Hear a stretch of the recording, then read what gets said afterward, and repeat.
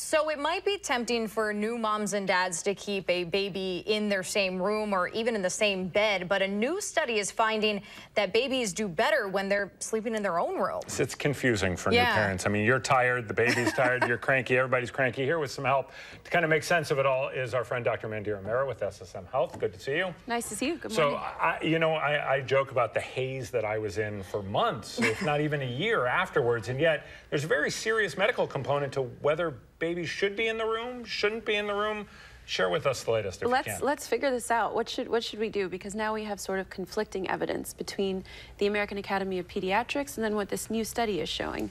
So the most important thing to really remember here is something called SIDS, S-I-D-S, Sudden Infant Death Syndrome.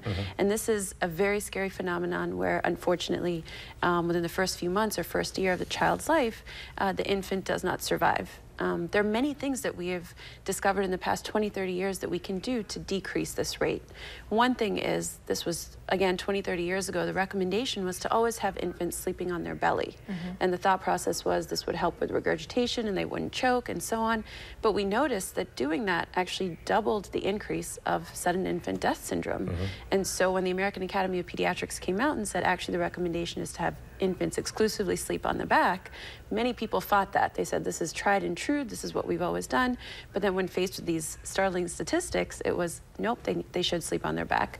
Similarly, to prevent, again, more SIDS incidences from happening, children should sleep, the American Academy of Pediatrics says the child should sleep with the parent for at least 6 months, maybe up to a year. When you say sleep with the parent, you mean kind of in a separate bed, yes, but in the parent's room? Yes, excellent point, Adam. So this does not mean co-sleeping, unfortunately, which may feel more intimate for many parents or like they're bonding better, but it does mean either in a separate bassinet crib, definitely a separate separation from the actual bed. And again, to decrease that sudden infant death syndrome, because you don't want pillows, you don't want to accidentally roll over on the baby, you don't want blankets in the same area, at least for up to a year.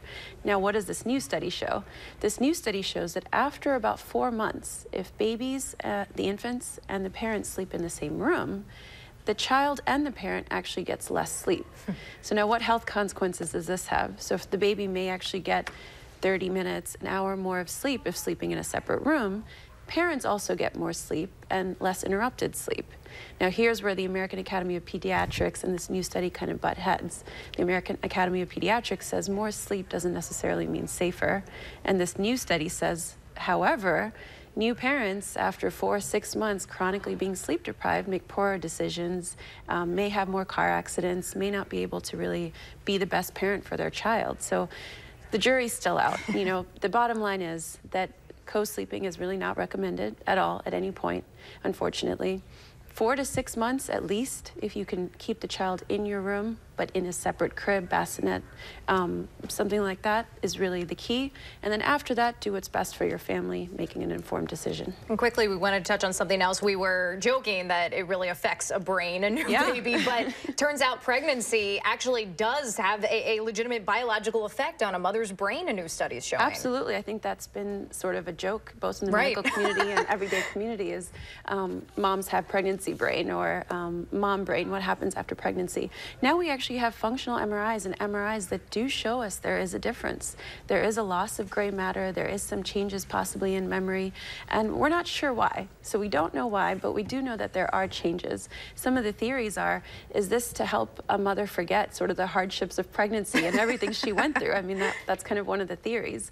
But there are definite changes, and they've shown this both in rodent as well as human models. That's really fascinating. No smart husband ever made that joke, by the way, ever. You're right. Dr. Mehra, dads did not show the same changes, interestingly. So. Point taken. Thank you very much. Good to see you. Nice to see you.